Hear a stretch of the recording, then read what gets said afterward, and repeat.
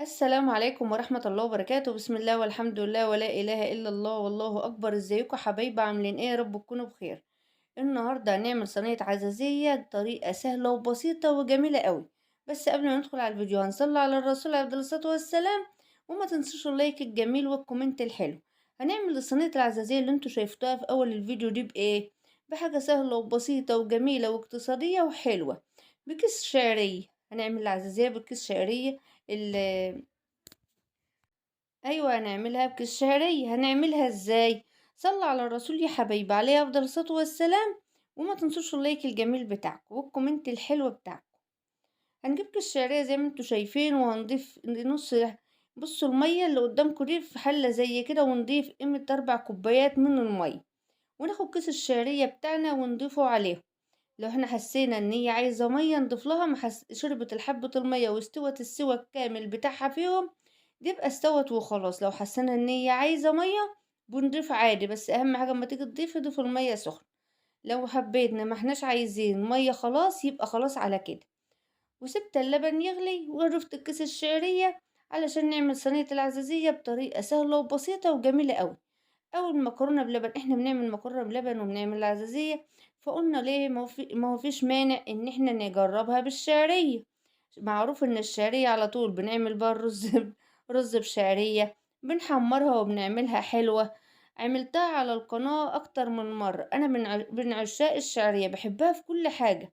بحبها حلوة وبحبها حادقة وبحبها في كل حاجة. بصراحة بتدي طعم حلو. فانا قلت اما اجربها النهارده نعملها زي العزازية ونخليها حاجة كده زي الفل. ما نبقاش ضميطة وما نعرفش نعمل العزازية. لا، ده احنا بلد الحلويات كلات. لازم نعمل كل حاجة حلو. صلى على الرسول يا حبايبي عليه افضل الصلاة والسلام. وتابعوا الفيديو للاخر، واللي ما اشتركش معايا في القناة يشترك وفعل زر الجرس عشان يوصله كل جديد من اللي انا بنزله. ولو انت اول مرة تشوفيني، اهم حاجة تشتركي في القناة يا حبايبتي وتشوفي فيها كده كل حاجة، والله هتعجبك. فيديوهات سهلة وبسيطة وجميلة. كل مدى معايا الشعرية بتستوي وبتتقل معايا وبتشرب المية اللي بتتسلق فيها. اهم حاجة تخليها تشرب المية خالص وتتسلق خالص معاك تدوب دوبان. انتوا عارفين الصينية اللي معانا بتبقى بصوا دايبة خالص دايبة، يعني احنا بنعمل العزازية بتبقى بصوا المكرونة بتاعتها مش باينة خالص. لو انا مش عايزة اخليها تبان خالص ممكن اطحنها بالهاند بلندر. ممكن تضيفها كمان في شفش الخلاط وتنعمها خالص. بس انا مش حابة اعملها كده. انا مفيش مانع عندي ان هي تكون باينة شوية عادي، لانها بتدوب كده كده بتدوب. انت بتسويها خالص بالمية، بتلاقيها دابت معاكي خالص، او زي ما انت شايفة قدامك كده خالص دايبة ازاي. وبعد كده برضو بتسويها مرحلة تانية باللبن. فهي مش محتاجة لا تعملها في الخلاط ولا بالهاند بلندر. بس انا حسبتلك في الموضوع ده حسن الاختيار. تمشي كده وتمشي كده. لو انت مش حابة تشوفي شعرية خالص وتدوبها خالص، تقدري تعمليها بالهاند بلندر تنعمها خالص. وتقدري تعمليها بشفش الخلاط بعد ما تبرد شوية وترجعي تضيفي عليها اللبن.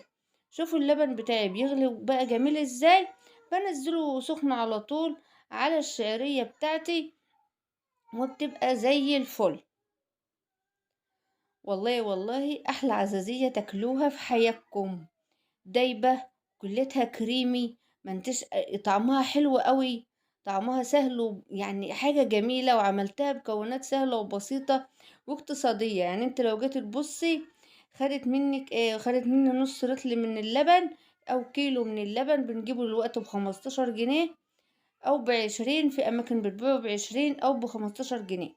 وكيس الشعرية ب10 جنيه. اهو.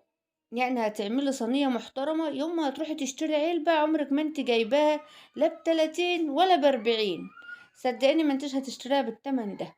احنا هنعمل صينية تكفي عيلة كاملة، ومقاديرها سهلة وبسيطة، ومكوناتها معظمها عندك. انت هتضيف السكر موجود عندك كده كده طبيعي، وما بتاخدش سكر كتير. شوفوا دايبة ازاي. انا عايزة اوضح لكم ان هي مش محتاجة لا تنضرب في الخلاط ولا تتعمل بالهاند بلندر، لان هي ناعمة خالص وكمان لسه هتتسوى في اللبن. هسيبها شوية حلوين.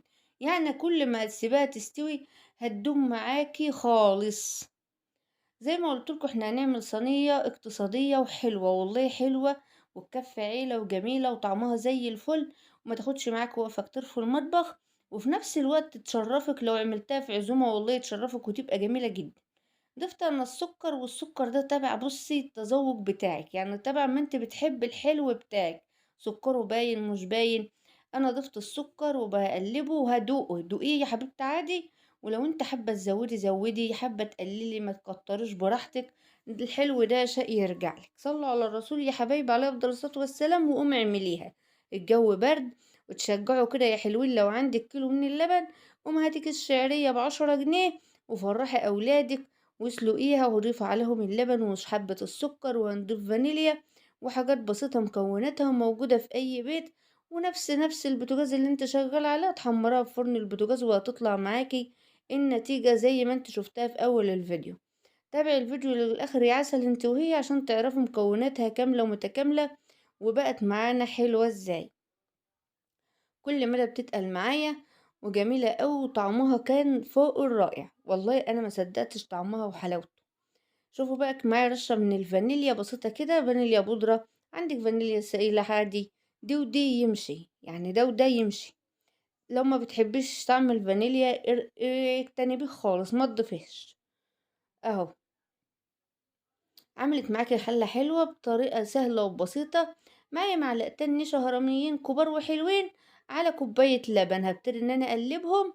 اه اللبن في الوقت ده يبقى معاكي بارد وانت بتقلبي، اوعي تحطي النشا على لبن سخن عشان ما تكتلش معاكي. كوباية لبن باردة، وبتنزلي عليها معلقتين من النشا ملانين هرميين، وتنزلي وتقلبي، ايد بتقلب وايد نازلة، زي ما انتوا شايفين سرسوب كده، واحدة واحدة عشان ما تكتلش معاكي، والشعرية تتكون في جنب، والجنب التاني ما يبقاش فيه شعرية. قلبي كده على طول لغاية ما تخلصي حبيبة قلبك كوباية اللبن بالنشا. وبعد كده هنجيب صينية وندهنها بالسمنة، وننزل على طول الخليط بتاعنا في قلب الصينية، وهتطلع أحلى مكرونة تاكلها في حياتك. أحلى شعرية، صدقيني محدش هيصدق إن هي معمولة بالشعرية. والله ما حد يصدق. انت هتدخلها في الفرن وهتطلعيها وقدميها، لو حد قالك ان دي شعرية يبقى بحق تسألين. طعمها كان جميل فوق الرائع، حاجة حلوة، ما خدتش وقت، دابت بسرعة على البوتاجاز، ما خدتش تسوية طبعا زي المكرونة. شوفوا انا جبت الصينية ودهنها بالسمن، وبعد كده صينية حلوة محترمة والله وجميل. وكان واقف جنبي كده حد عمال يقول لي سيبي لي شويه سيبي لي شويه، بصوا ما انتوش تايهين عن اللي بيحصل. سيبي لي يا ماما حبه في الحله، والنبي يا ماما سيبي شويه في الحله. وفعلا شوفوا، حرام اوعوا تحطيهم، قلت لهم اخد شويه بس في الحته راح ان هي خفيفه، وخدوا الباقي. ومش عايزه باقي اهو لهفوا. خدوا مني الحله. خدوها والله طعمها تحفه. جربوها كده وخدوا المعلقه كمان وادوني معلقه تانية. والله الأولاد دول ما شاء الله عليهم. هتدفي بيتك، هتولعي الفرن بتاعك وقت قياسي، مش هياخد معاك أي وقت. يعني بصي، احنا كان عندنا أكل بيت من امبارح، فقلت أعمل لهم حاجة حلوة النهاردة، خلينا صراحة مع بعض وحلوين كده. شفتوا امبارح فيديو الفراخ، كان فيديو زي العسل. كان بيت عندنا والله العظيم مكرونة وفراخ وكده، قلنا ايه، قضوا النهاردة واعمل لكم حاجة حلوة على العشاء وكلوها، وتبقى كده ظبطت وبقت زي العسل. ما احنا لازما يا جماعة نمشي امورنا، خلينا صراحة مع بعض. اللي متابع الفيديوهات بتاعتي عارف ان احنا امبارح كنا عاملين فراخ حلوة وجميلة وزي الفل. واللي ما اتفرجش على الفيديو روح يتفرج وحط اللايك. ضيفوا اللايك يا حلوين. قطعة من السمنة، ويا سلام لو السمنة بلدي، الله الله بقى على الريحة. الله تاكل احلى عزازية، وحاجة كده فل فل فل. شوفوا بقى، شموا الريحة بقى، سمنة بلدي مع بقى العزية العسل دي، وحاجة تحفة تحفة، دوبان كده اللبن دايب، ما انتش عارفة انت بتاكلي ايه، حلو، حاجة طعمها فل، مش قادرة اوصف لكم.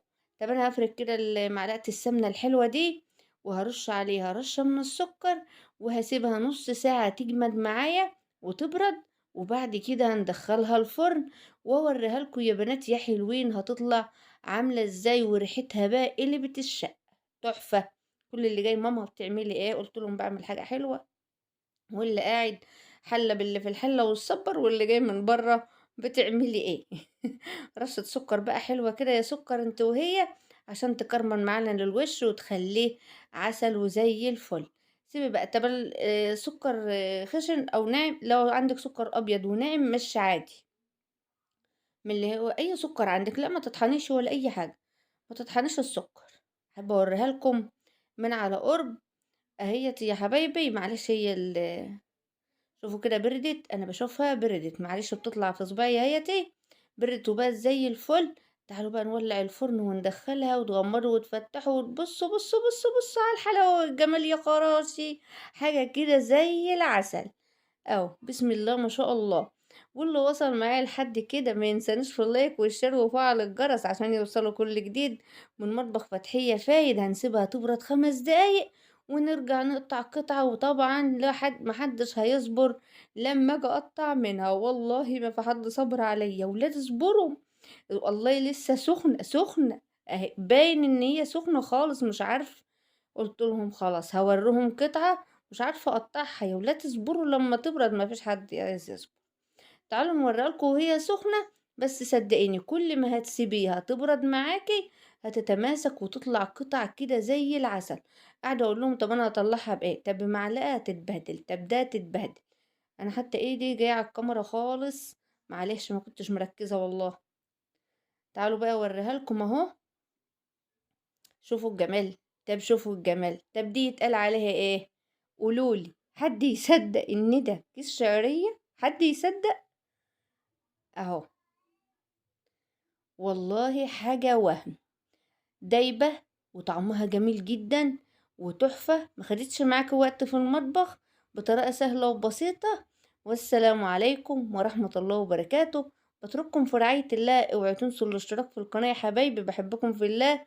واتمنى الصينية اللي احنا عملناها النهاردة تعجبكم.